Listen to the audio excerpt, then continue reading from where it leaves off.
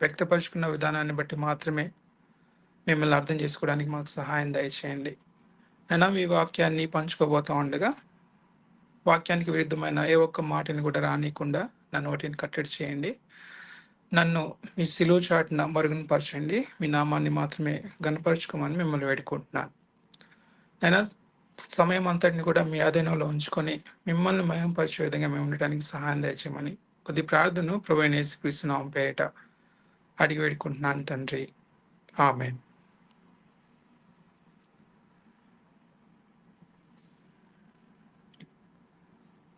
మనం ఉన్న సమాజంలో దేవునిని గూర్చిన విషయాలను అర్థం చేసుకునే విషయాల్లో భిన్న అభిప్రాయాలు ఉన్నట్టు మనం చూస్తాం.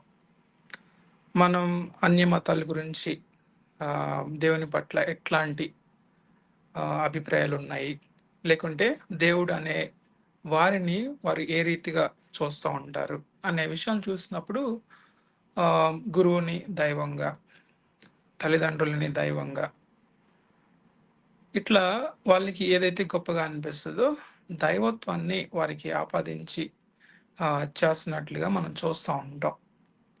అయితే మనం తీసుకున్న ఈ మీటింగ్ సెషన్ యొక్క టాపిక్ స్వయం సమృద్ధి గలవాడు. ఈ టైటిల్కి ఏ ఒక్కరు కూడా సూటబుల్ అయ్యే వాళ్ళు కారనే విషయం మనకు అర్థమవుతుంది. అంటే స్వయం సమృద్ధి కలిగి ఉండడం అనేది ఏ ఒక్క మానవుడు కానీ, లేకుంటే సృష్టిలో ఉన్న ఏవి అయినా కానీ కలిగి ఉండలేని విషయం అన్నమాట.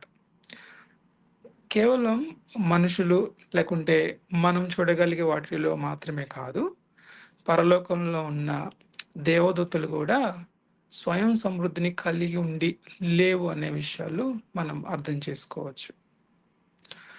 ఇప్పుడు కొన్ని విషయాలని బట్టి మనం ఆ విషయాల్లో సమృద్ధిగా లేము అనే విషయాల్ని మనం అర్థం చేసుకోవచ్చు. ఉదాహరణకు, మనం కావలసినంత లేతే కావాలనుకున్నన్ని రోజులు బ్రతికి ఉండలేము.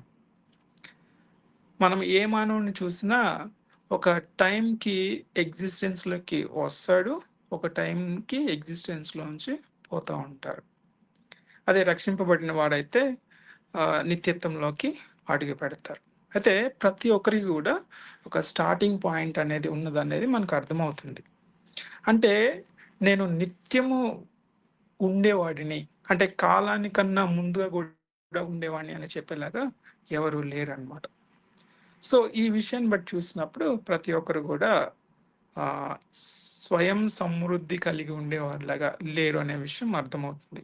అంటే ఇంకొంచెం మనకి అర్థం అవ్వాలనంటే, విషయాల్ని అర్థం చేసుకునే విషయంలో కూడా ప్రతి ఒక్కరు కూడా లోపం కలిగి ఉన్నవారే. అందుకనే మనుషులందరూ కూడా విభిన్న అభిప్రాయాలతోటి ఒక విషయం పట్ల కలిగి ఉంటారు. అంటే మనకు కావాల్సిన జ్ఞానం కానీ, అర్థం చేసుకునే తత్వం కానీ సంపూర్తిగా మనం కలిగి లేము కాబట్టే ఇట్లా భిన్న అభిప్రాయాలతోటి ఉంటున్నాం అన్నమాట. ఈ విషయాన్ని బట్టి కూడా మనకు అర్థమవుతుంది, మనం ఎవరు కూడా సమృద్ధి కలిగి, లేకుంటే మనకి కొదువై ఉన్నది లేదు అని అనుకోవడానికి లేని విషయంగా మనకి స్పష్టంగా అర్థమవుతుంది అన్నమాట. అయితే దేవుడు తన గురించి తాను వ్యక్తపరుచుకున్న మాటలో ఆయన సమృద్ధి గలవాడు. అంత మాత్రమే కాకుండా తనకు తానుగా సమృద్ధి కలిగిన వాడిగా ఉన్నాడని వ్యక్తపరుచుకున్నాడు అనమాట. కాబట్టి మనం దేవుని యొక్క స్వయం సమృద్ధి, ఇంగ్లీష్లో సెల్ఫ్ సఫిషియంట్ గాడ్ అనే లక్షణాన్ని గురించి మరింతగా అర్థం చేసుకోవడము, దానిని బట్టి ఆయనను ఆరాధించడం అనేది చాలా ప్రాముఖ్యమైన విషయం అని మనం గ్రహించవచ్చు అన్నమాట. అయితే కొన్నిసార్లు అంటే క్రైస్తవేతరులు మాత్రమే కాకుండా క్రైస్తవులు కూడా దేవుని యొక్క స్వయం సమృద్ధిని గురించి అర్థం చేసుకునే విషయంలో ఫెయిల్ అవుతున్న సందర్భాలు ఉన్నాయన్నమాట. ఎలా అంటే, నేను దేవుని కోసం ఇది చేస్తున్నాను, ఎక్కువ దేవుని పరిచర్యలో ఏదన్నా అర్పించేటప్పుడు అది అంటే ఆహ్, ఆహ్, మన టైంని ఇవ్వడం అవ్వచ్చు, మన ఎఫర్ట్‌ని ఇవ్వడం అవ్వచ్చు, మనకున్న ధనాన్ని పరిచర్యలో వాడడం అయ్యుండొచ్చు. అలా చేస్తున్నప్పుడు కొన్ని కొన్ని సార్లు మనకి తెలియకుండానే నా అవసరత ఎంతైనా దేవుని పరిచర్యలో ఉంది అనే భావంతోటి ఉంటాం.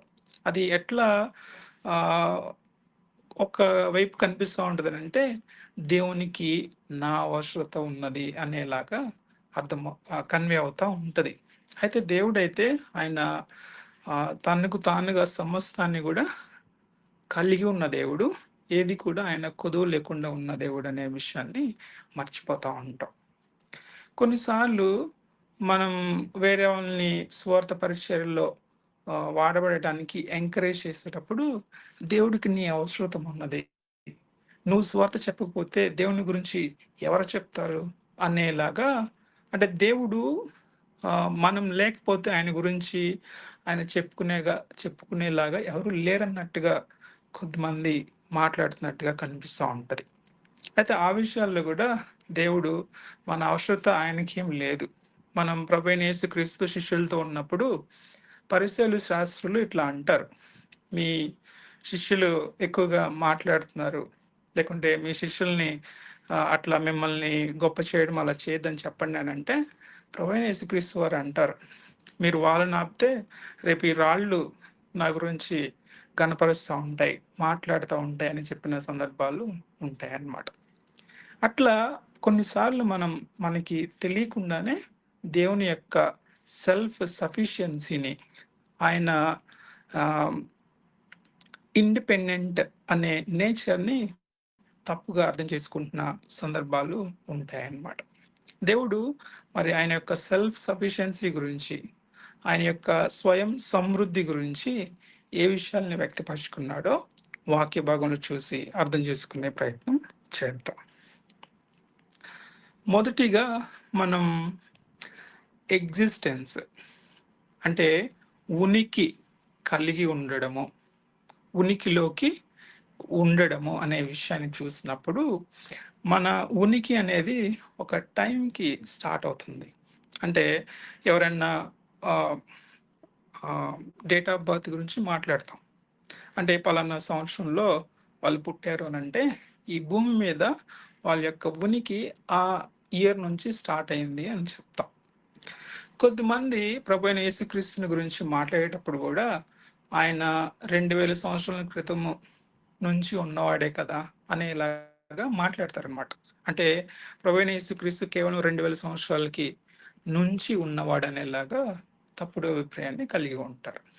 అయితే మన వాక్య భాగంలో దేవుడు తన గురించి తాను ఏ విషయాలను వ్యక్తపరుచుకుంటున్నాడో దాన్ని బట్టి అర్థం చేసే ప్రయత్నం చేద్దాం. దయచేసి వాక్య భాగం ఓపెన్ చేయండి. నిర్గమాకాండము 13వ అధ్యాయము నిర్గమాకాండము 3వ అధ్యాయము 14వ వచనం. నేను చదువుతాను. అందుకు దేవుడు నేను ఉన్నవాడును, అనువాడునై ఉన్నానని మోషేతో చెప్పెను. మరియు ఆయన ఉండుననువాడు మీ యొద్దకు నన్ను పంపినని నీవు ఇశ్రాయేలీయులతో చెప్పవలెనని. ఈ వాక్య భాగంలో స్పష్టంగా మోషేకున్న డౌట్, నన్ను ఆహ్, ఆహ్, ఐగుప్తుకి పంపిస్తున్నావు. ఎవరు పంపించారు? ఎవరు అని అడిగితే, నేను నీ గురించి ఏం చెప్పాలి అన్నప్పుడు, ప్రభువు తన గురించి తాను వ్యక్తపరుచుకున్న మాటని ఇక్కడ మనం స్పష్టంగా చూస్తున్నాం అన్నమాట. ఇక్కడ ఆయన గురించి చెప్పుకున్న మాట, నేను ఉన్నవాడను, వాడనై ఉన్నాడని చెప్పుమా. ఇక్కడ ఉన్నవాడను, అనువాడు అనంటే నిత్యము ఉన్నవాడు అని. అంటే నిత్యము అనే అనే పాయింట్‌కి వచ్చినప్పుడు గూడా మనం ఇలా అనుకునే అవకాశం ఉంది. ఒక టైం నుంచి ఇక భవిష్యత్తులో అంతా గూడా ఉండగలిగిన వాడు అని. మనము ప్రభువైన యేసుక్రీస్తుని అంగీకరించిన ప్రతి ఒక్కరికి గూడా నిత్య జీవం అనుగ్రహించబడుతుంది. అంటే క్రీస్తుని అంగీకరించిన సమయం నుంచి మనం నిత్యత్వంలోకి అడుగు పెడతాం. అయితే ఇక్కడ దేవుని యొక్క నిత్యత్వము మనకి ఆపాదించబడుతున్న నిత్యత్వం లాంటిది కాదు. ఆయన ఇటర్నల్ టు ఇటర్నల్. ఆయన కాలం అనేది లేకుండా ఉండినప్పటికీ కూడా ఆయన ఉన్నవాడు అని. మనం అదే విషయాన్ని ఆదికాండము 1 అధ్యాయము 1 వచనంలో చూడవచ్చు. ఆదియందు దేవుడు భూమి ఆకాశములను సృజించెను అని. అక్కడ స్పష్టంగా టైం కనబడుతుంది ఆదియందు అని. భూమి ఆకాశము, మ్యాటర్, స్పేస్, పదార్థము, శూన్యము కూడా కనిపిస్తూ ఉన్నాయి. ఎప్పుడైనా మనం ఒక వ్యక్తి ఒక వస్తువును కానీ దేనినైనా తయారు చేసినప్పుడు, తయారు చేసిన దాంట్లో ఆ వ్యక్తి ఉండడు. తయారు చేసిన వ్యక్తికి వెలుపలనే ఉంటాడు. మనం అనేక మార్లు ఒక ఎగ్జాంపుల్ చూస్తూ ఉన్నాం. మన ఇంట్లో ఆహారాన్ని వండిన అమ్మని ఆహారంలో చూడము. ఆహారానికి బయటే అమ్మ ఉంటుంది. కానీ అమ్మ చేసిన వంట యొక్క రుచిని వంట తినినప్పుడు మనకు అర్థమవుతుంది. అదే రీతిగా కాలాన్ని సృజించిన దేవుడు కాలంలో కాలంలో ఉన్నవాడు కాదు, కాలానికి అతీతంగా ఉన్నవాడు. అలానే భూమి ఆకాశములను సృజించిన వాడు భూమి ఆకాశములకు అతీతంగా ఉన్నవాడు అని. కాబట్టి మనం దేవుని యొక్క ఉనికి గురించి అర్థం చేసుకోవాలనే ప్రయత్నం చేసినప్పుడు దేవుడు వ్యక్తపరుచుకున్న మాటలో ఉన్నవాడను అనువాడునై ఉన్నవాడను నేనే అని.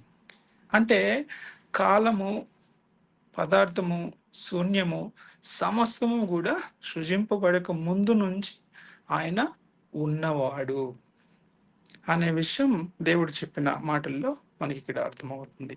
కాబట్టి ఆయన యొక్క ఉనికి గురించి మాట్లాడినప్పుడు ఆయన తనకు తానుగా ఉన్నవాడు. ఆయన యొక్క ఉనికి అనేది ఒక సమయం నుంచి స్టార్ట్ అయింది కాదు అనే విషయం ఇక్కడ మనకి స్పష్టంగా అర్థమవుతుంది. కాబట్టి ఆయన యొక్క స్వయం సమృద్ధి తన ఉనికి విషయంలో మాట్లాడినప్పుడు ఆయన తనకు తానుగా నిత్యము నుంచి నిత్యత్వము వరకు ఉండే దేవుడిగా ఉన్నాడు అనే విషయం మనకి అర్థమవుతుంది. అయితే కొద్దిమంది ఏం చేస్తూ ఉంటారంటే మినిస్ట్రీలో ఇన్వాల్వ్ అవుతున్నప్పుడు దేవుని కోసం నేను ఇది చేస్తాను అని. అంటే దేవుని కోసం నేను ఇది చేస్తాను అని అంటే ఆయనకి అది కొదువై ఉన్నది కాబట్టి నేను కంపల్సరీగా చేయాలని నేను ఇష్టపడుతున్నానని చెప్తారు. ఎక్కువ మంది మందిరాలను నిర్మించేటప్పుడు ఇలాంటి భావనతోటే ఇతరుల వ్యక్తుల దగ్గరికి వెళ్తూ ఉంటారు. మేము దేవుని కోసం దేవుని మందిరాన్ని కట్టాలనుకుంటున్నాము, మీరు మీకు తోచింది లేకుంటే దేవుడు మిమ్మల్ని ప్రేరేపించిన దాన్ని బట్టి సహాయం చేయండి అని చెప్తారు. ఇక్కడ ఒక రకమైన విషయము కన్వేది ఏంటంటే మేము మందిరాన్ని నిర్మించేది దేవుని కోసం. చూడండి, దేవుడు ఆయన అట్లాంటి అవసరత లేకుంటే కొదువ కలిగి ఉన్నవాడా లేడా అనే విషయాన్ని మన వాక్య భాగాన్ని చూసి అర్థం చేసుకోవచ్చు. దయచేసి ఓపెన్ చేయండి అపోస్తులుల కార్యములు 17వ అధ్యాయము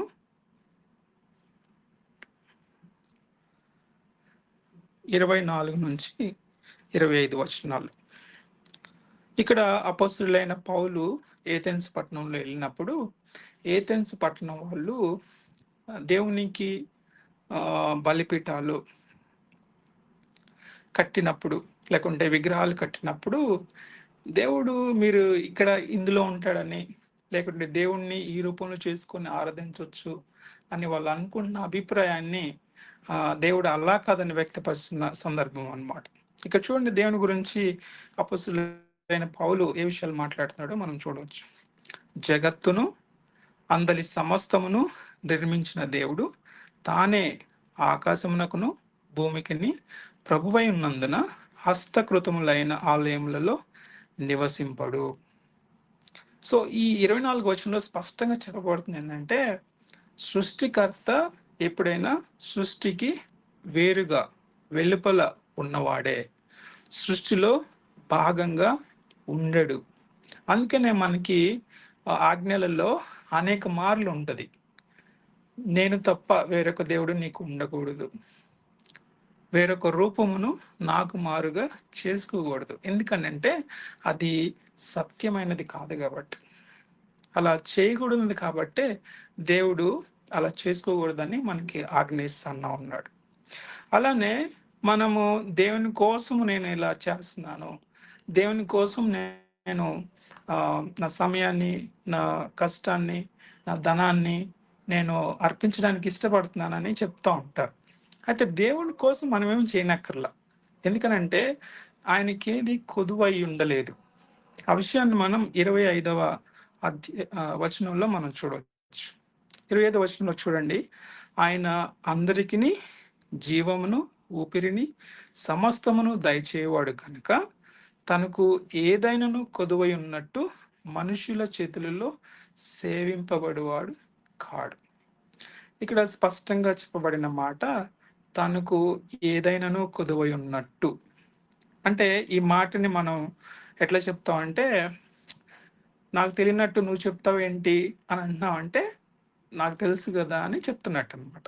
సో, అట్లాంటి స్టైల్‌లో ఇక్కడ ఈ మాట చెప్పినట్టుగా మనం చూస్తాం. దేవునికి ఏదైనా కొదువు ఉన్నట్టు మనుషుల చేతులలో సేవింపబడేవాడు కాడు అనంటే, దేవునికి మనము సేవించడం అనేది ఆయనకి అవసరమై ఉన్నది కాదు. అది నీ సమయాన్ని వెచ్చించడమైనా అవ్వచ్చు, నీ యొక్క శ్రమని వెచ్చించడమైనా అవ్వచ్చు, ధనాన్ని వెచ్చించడమైనా అవ్వచ్చు, లేకుంటే ఏదైనా దేవునికి అర్పించడం అనేది అది దేవునికి అవసరమై ఉన్నది కాదు. దేవునికి అది కొదువై ఉన్నది కాబట్టి దేవుడు మనల్ని చేయమని ఎక్కడ చెప్పట్లా. ఎందుకంటే ఆయన స్వయంగా సంతృప్తి కలిగి ఉన్నవాడు. ఆయన కావాల్సినది అంతా కూడా ఆయనలో కలిగి ఉన్న దేవుడిగా ఉన్నాడనే విషయం మనకిక్కడ స్పష్టంగా అర్థమవుతుంది. కాబట్టి మనం మినిస్ట్రీలో ఇన్వాల్వ్ అవుతున్నప్పటికీ కూడా అది దేవునిని ప్లీజ్ చేసిన అది మన మేలు కొరకే మనం చేస్తున్నాము అనే విషయాన్ని మనం గ్రహించాలి.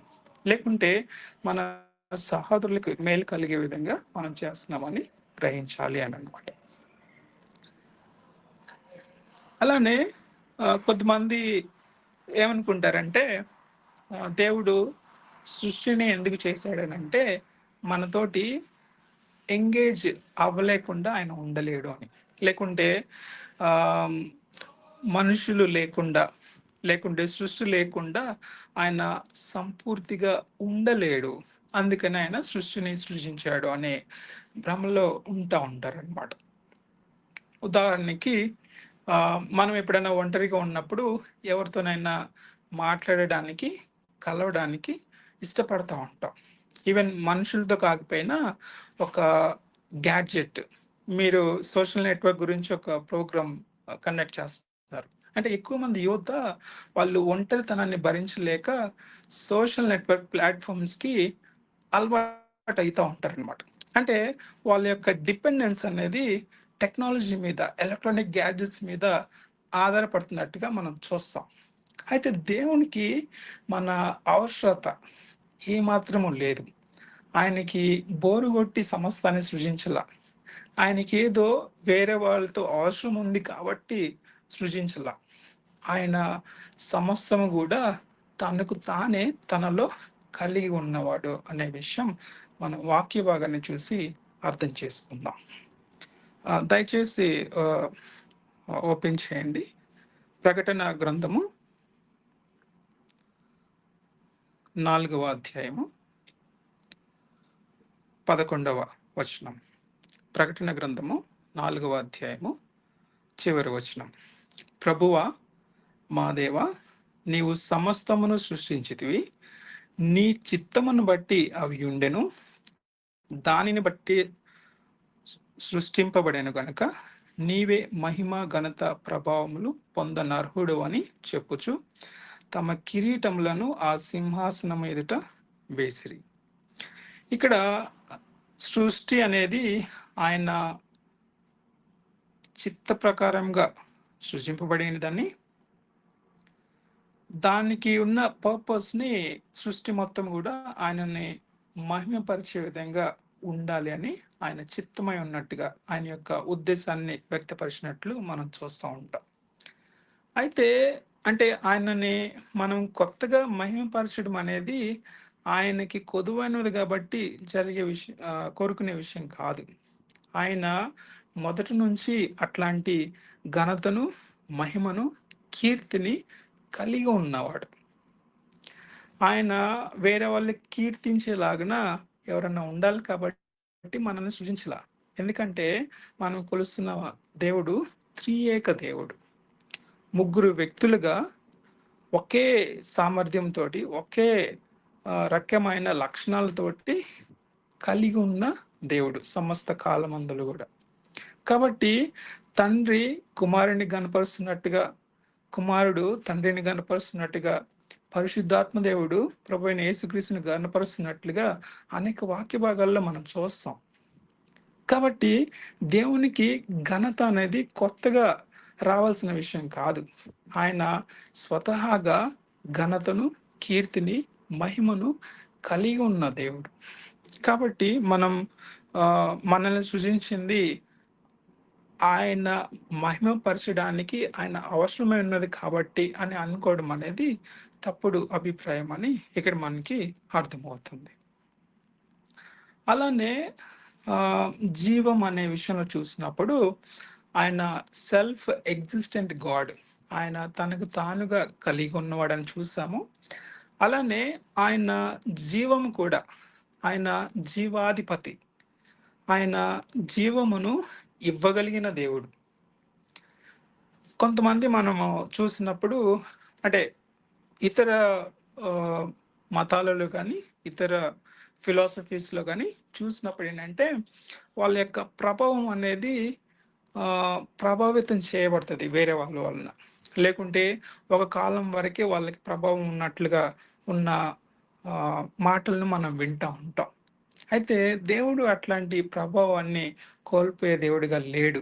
ఆయన మొదటి నుంచి ఏ రీతిగా సంపూర్తిగా, సంపూర్ణంగా తనకు తానుగా ఉన్నవాడో, నిత్యం గూడా ఆయన అదే రీతిగా ఉండేవాడు.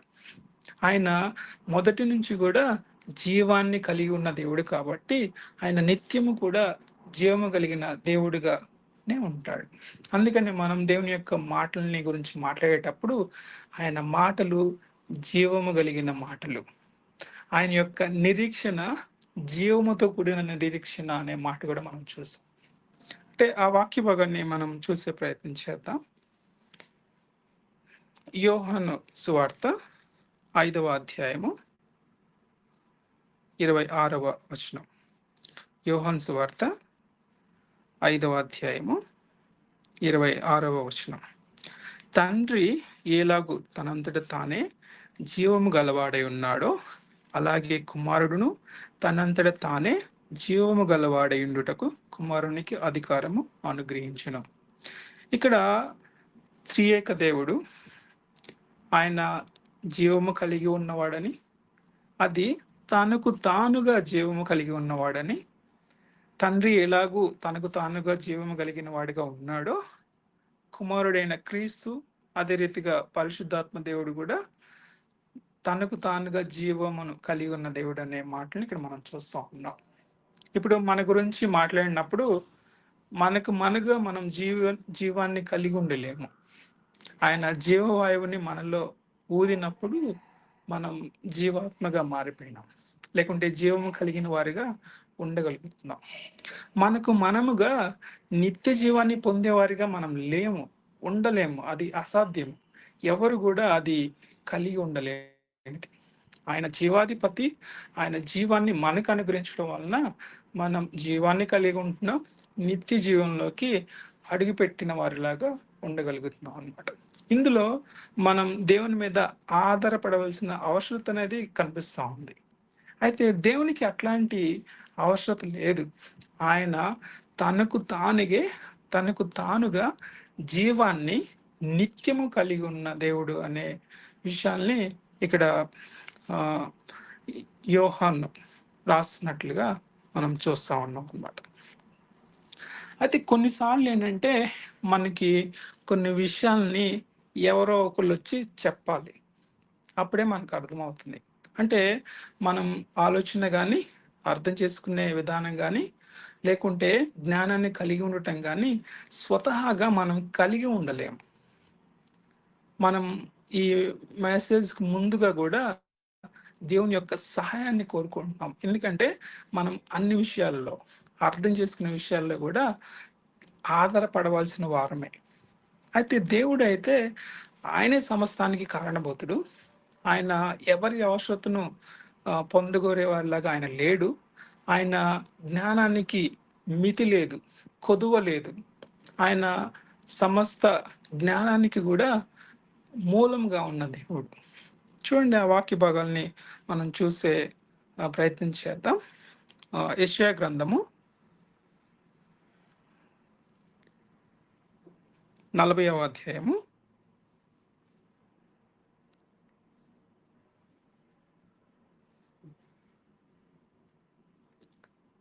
13, 14 వచనాలు.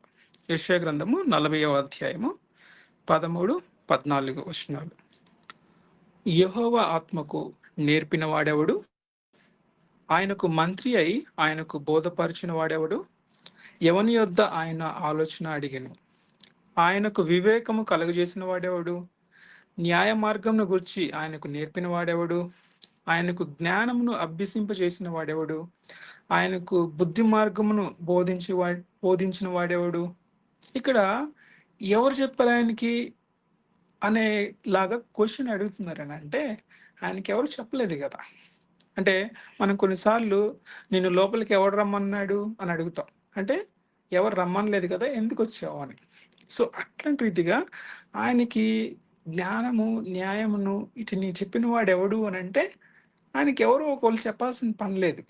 ఆయనే సమస్త జ్ఞానానికి మూలము. ఆయనే న్యాయాధిపతి అని ఇక్కడ ఆహ్, భక్తుడు రాస్తున్నట్లుగా, లేకుంటే వాక్యం వ్యక్తపరుస్తున్నట్లుగా మనం చూస్తూ ఉంటాం.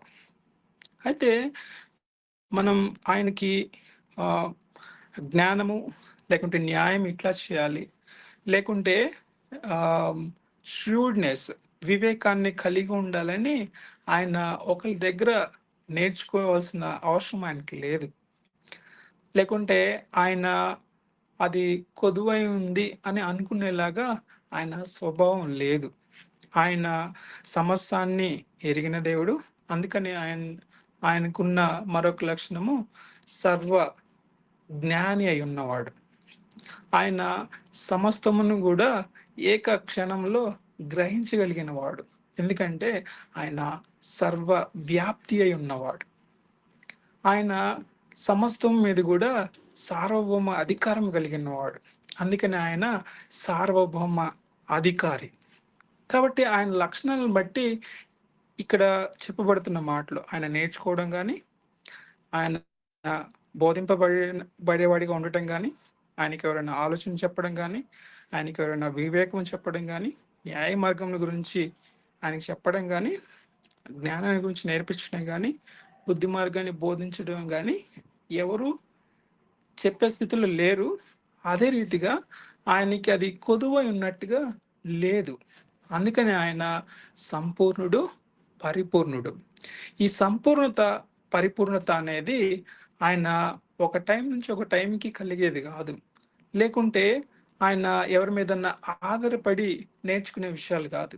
ఆయన స్వతహాగా మొదటి నుంచి గూడా, నిత్యం వరకు గూడా, నిత్యము కూడా ఆయన ఆహ్, జ్ఞానం కలిగి ఉన్న దేవుడు.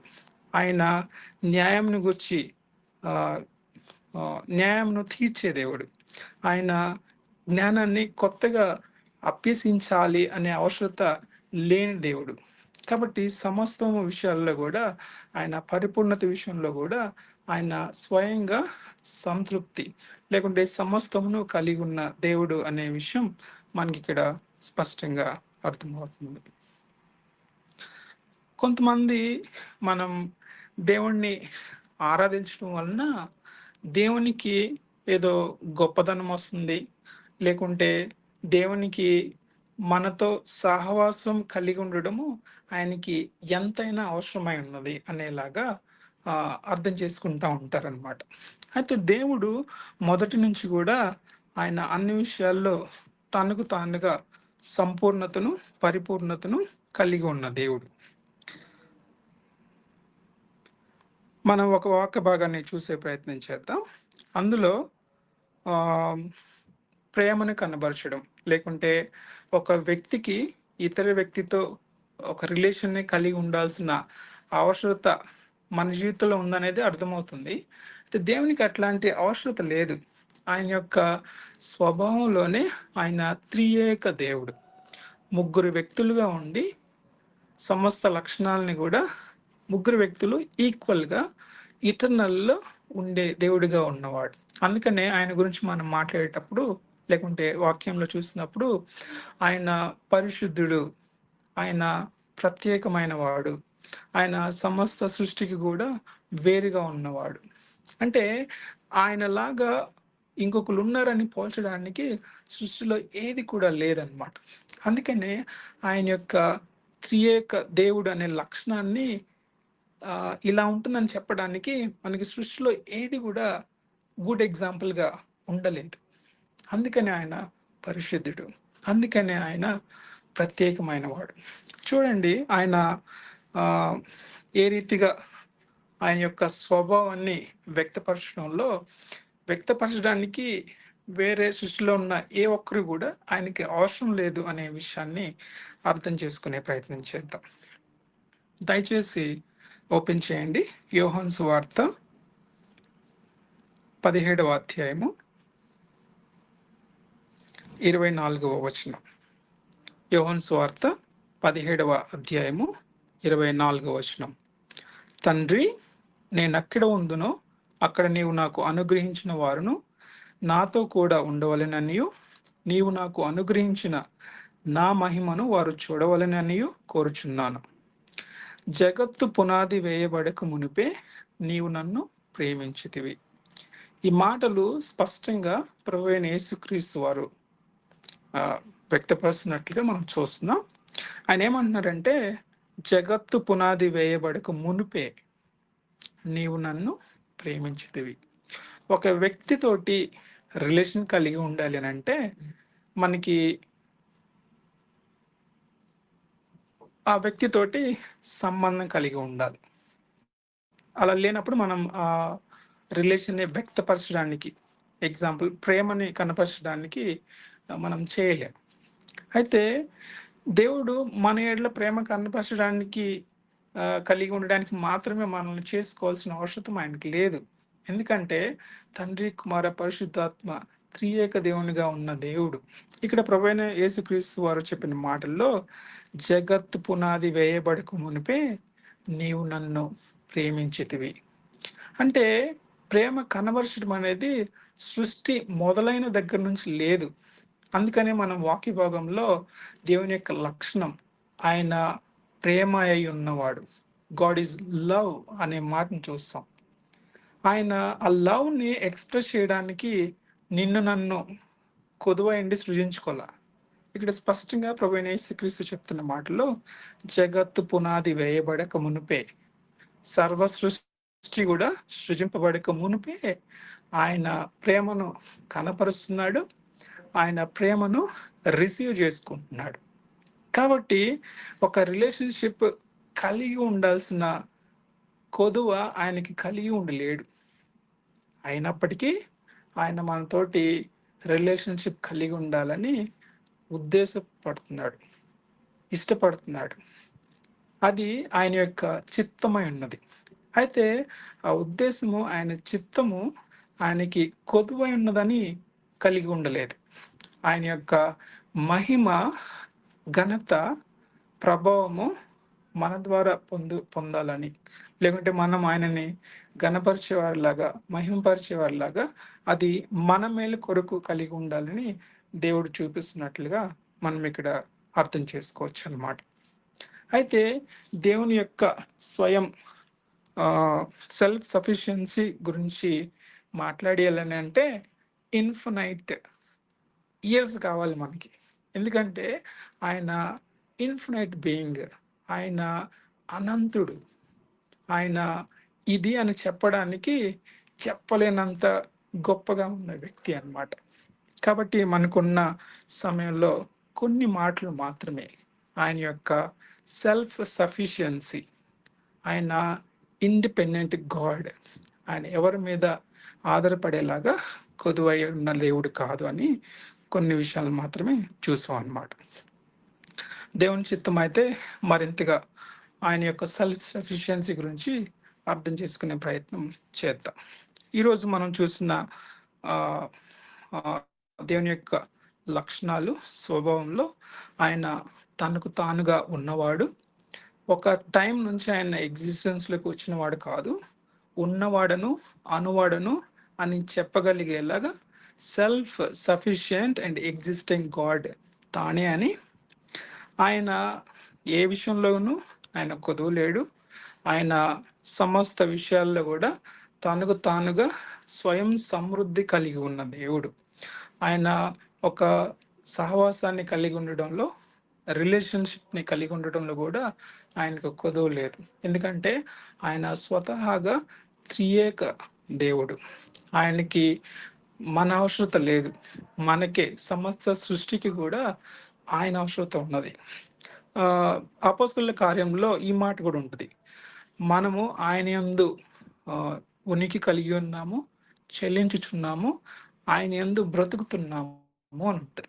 అంటే మన ఎగ్జిస్టెన్స్ అనేది కంప్లీట్గా ఆయన మీద డిపెండ్ అయింది. ఆయన వలన మనం ఎగ్జిస్టెన్స్లో ఉన్నాం అనే లక్షణాన్ని మనం అక్కడ చూస్తూ ఉన్నాం. అలానే ఆయన ఆ, స్వతహాగా జీవాన్ని కలిగి ఉన్న దేవుడు, జీవాధిపతి అయి ఉన్న దేవుడు, ఆయన జీవ ప్రదాత అని, మనల్ని నిత్య జీవంలోకి నడిపించగలిగిన దేవుడు ఆయన మాత్రమే అని చూసాం. అలానే ఆయన స్వతహాగా సర్వజ్ఞాని, ఆయన న్యాయము తీర్చడంలో పర్ఫెక్ట్గా ఉండే దేవుడు. ఆయన ఇలా చేయాలని చెప్పడానికి వేరే వాళ్ళ అవసరం ఆయనకి లేదు. ఆయన సంపూర్ణంగా, పరిపూర్ణంగా సమస్తాన్ని ఆయన ఉద్దేశపూర్వకంగా నెరవేర్చే దేవుడు అనే విషయాన్ని మనం చూస్తూ ఉన్నాం. కాబట్టి ఎవరైనా దేవుణ్ణి ఆరాధించాలి అని ఆశతో ఉన్నట్లయితే, దేవుడు వ్యక్తపరుచుకున్న, కనబరుచుకుంటున్న, రుజువుపరుచుకుంటున్న ఈ లక్షణాలను బట్టి ఆయనను ఆరాధించే వారిగా ఉండాలి. అట్లాంటి ఆరాధికులుగా మనం ఉండేలాగున మనందరికీ కూడా దేవుడు సహాయం చేయనుగాక.